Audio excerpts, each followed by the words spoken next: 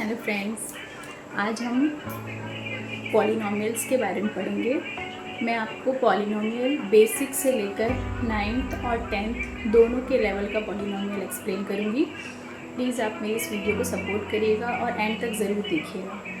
तो सबसे पहले हम पढ़ेंगे पॉलिनॉमियल होता क्या है और पॉलिनॉमियल इक्वेशंस क्या होते हैं और इसके जो इम्पॉर्टेंट टर्म्स हैं वो क्या हैं। तो लेट्स सी। हेलो फ्रेंड्स, आज हम पढ़ेंगे पॉलिनॉमियल और पॉलिनॉमियल के बेसिक्स से हम स्टार्ट करेंगे और फिर हम इसके जितने भी लेवल्स हैं वो क्रॉस करेंगे। तो मेरे हर एक क्लास में आपको पॉलिनॉमियल और पॉलिनॉमियल के बारे में सारी जितनी भी नॉलेज है वो मिलेगी। प्लीज़ मेरा वीडियो एंड तक देखिएगा। इसमें देखिए हम पढ़ रहे हैं पॉलिनॉमियल।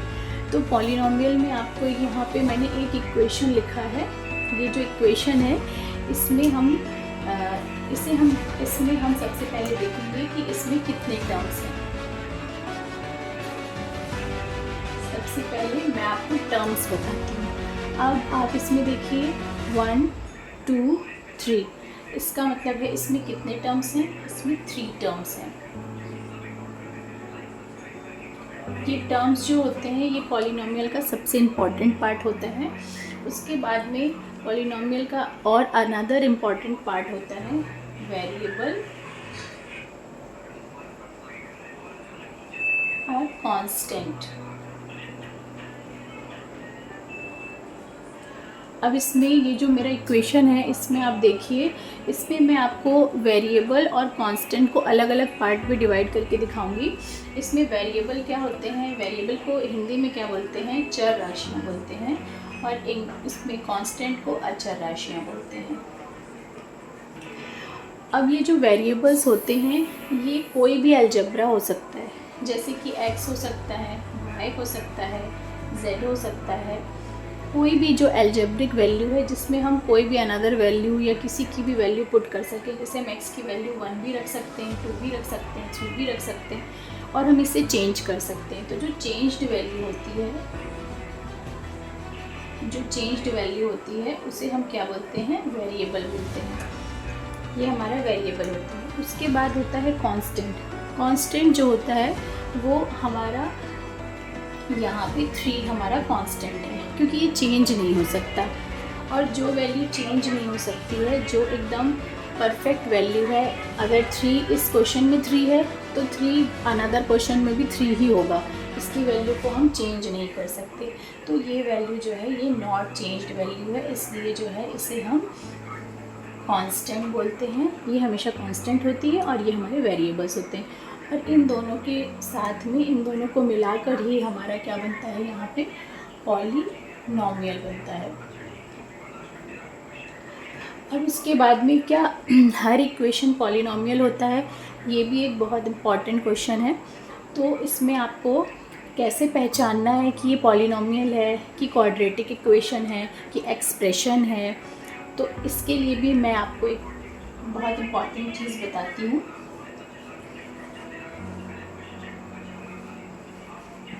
Polynomial identification.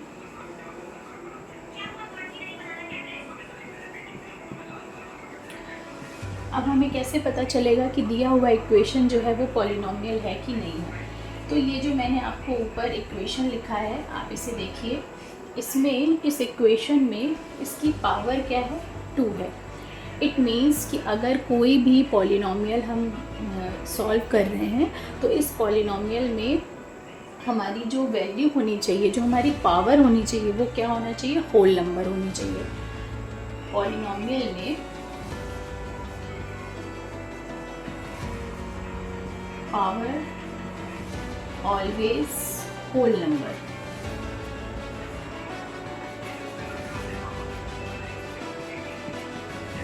अब होल नंबर तो आपको बहुत अच्छे से पता ही है, 0, 1, 2, 3 डैश डैश मैनी। तो अगर किसी भी इक्वेशन की पावर होल नंबर है तो वो क्वाड्रेटिक इक्वेशन है। और अगर उसकी पावर होल नंबर नहीं है तो होल नंबर नहीं है तो मतलब क्या है फिर? अगर होल नंबर नहीं है तो फिर उसकी पावर 1/2 नहीं होना चाहिए, 2/3 नहीं होना चाहिए, या फिर अंडर रूट में नहीं होना चाहिए। अगर ये सारे टर्म्स हैं तो इट मीन्स वो पॉलिनॉमियल नहीं है।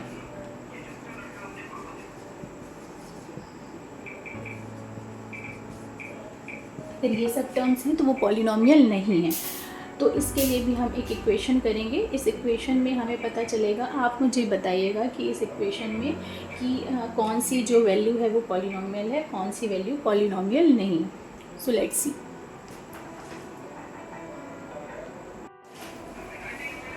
तो फिर उसकी पावर ऐसी क्या होती है जिससे हमें पता चले कि जो है वो दिया हुआ इक्वेशन पॉलिनॉमियल नहीं है। तो फिर उसकी पावर जो है रूट नहीं होनी चाहिए, और उसकी पावर 1/2 नहीं होनी चाहिए, 2/3 नहीं होनी चाहिए, या फिर किसी भी कोई भी अगर ऐसी पावर जो होल नंबर नहीं है, अगर वो इक्वेशन में है तो वो इक्वेशन जो है आपका क्वाड्रेटिक पॉलिनॉमियल इक्वेशन नहीं कहलाता है। सो मैं यहाँ पे एक एग्जांपल आपको देती हूँ, उस एग्जांपल से आपको और क्लियर हो जाएगा कि जो दिया हुआ इक्वेशन है वो पॉलिनॉमियल है कि नहीं है। अब जैसे यहाँ पे मैं एक इक्वेशन दे रही हूँ 3x की पावर 1/2 प्लस 4x प्लस 7। इसमें आप देखिए जो इसकी पावर है वो क्या है, 1/2 है। इसका मतलब ये जो दिया हुआ इक्वेशन है ये पॉलिनॉमियल नहीं है। फिर पॉलिनॉमियल क्या है, 3x की पावर 2 प्लस 4x प्लस 7, ये जो है वो पॉलिनॉमियल है। और अगर कोई रूट वाला है, हम अगर कोई क्वेश्चन करते हैं जैसे 5x माइनस 3x, इसमें आप देखिए कि जो रूट है वो किस में है, वो रूट किसी भी कांस्टेंट वैल्यू में है। अगर कोई कांस्टेंट वैल्यू में रूट है तो भी जो है ये पॉलिनॉमियल कहलाएगा, पॉलिनॉमियल है। लेकिन अगर इसी को हम अंडर रूट में लिख देंगे, या पूरा 3x जो है वो अंडर रूट में होगा, इसका मतलब ये जो है ये पॉलिनॉमियल नहीं है, क्योंकि इसकी जो वैल्यू है वो क्या है, नहीं है, क्योंकि इसकी जो वैल्यू दी हुई है ये पूरी रूट में है। और अगर पूरी वैल्यू रूट में है इसका मतलब है जो इसकी वेरिएबल्स हैं इसका पावर जो है 1/2 नहीं है, तो इसलिए ये पॉलिनॉमियल नहीं है। इस तरह हम जो है किसी भी वैल्यू की किसी भी इक्वेशन का हम पॉलिनॉमियल है या नहीं है, ये जो है आइडेंटिफिकेशन आसानी से कर सकते हैं। अब हमारा जो नेक्स्ट टर्म है, अब हमारा नेक्स्ट टॉपिक जो है वो है टर्म। टर्म मतलब होता है पद। इसका मतलब ये जो इक्वेशन दिया हुआ है इसमें कितने टर्म्स हैं, कितने वेरिएबल हैं और कितने कांस्टेंट्स हैं। लेट्स सी, इसमें टोटल नंबर ऑफ जो टर्म्स हैं वो कितने हैं, 1, 2 and 3 terms. Total number of variable कितने हैं, 2। ये हमारे 2 वेरिएबल दिए हुए हैं। अब टोटल नंबर ऑफ कांस्टेंट कितने हैं, 1। यहाँ सिर्फ 1 कांस्टेंट है और बाकी हमारे 3 जो है वो टर्म्स हैं और टोटल नंबर ऑफ वेरिएबल्स हैं। टर्म्स में जो सबसे इम्पॉर्टेंट चीज़ होती है, इसमें हम सबसे बहुत इम्पॉर्टेंट चीज़ हमको ये ध्यान रखनी है कि जो टर्म्स हमारे होते हैं उसमें कोई भी अगर हमारा क्वेश्चन है तो उसमें प्लस या माइनस होना ज़रूरी है। जैसे अगर 4x प्लस 7 है तो हमको पता है कि इसमें कितने टर्म्स हैं, 2 टर्म्स हैं। लेकिन अगर मैं यहाँ पे कह दूँ 6x इंटू 2, 6x इंटू 2 में हमें पता है कि ये मल्टीप्लाई होने के बाद में 12x बन जाएगा। तो 12x है, इसका मतलब ये एक ही टर्म कहलाएगा, ये हमारा टर्म्स में काउंटिंग इसकी नहीं होगी। तो इसलिए जब भी हमें कोई टर्म्स वाली आइडेंटिफिकेशन करना है तो हमें याद रखना है कि जो बीच वाली वैल्यू है या तो प्लस में होनी चाहिए या तो माइनस में होनी चाहिए। अब इसमें टर्म्स के भी कुछ टाइप्स होते हैं। इसमें आपको 3 टाइप्स में बांटा गया है। एक होता है मोनोमियल, एक होता है बाइनोमियल और एक होता है ट्राइनोमियल या पॉलिनोमियल।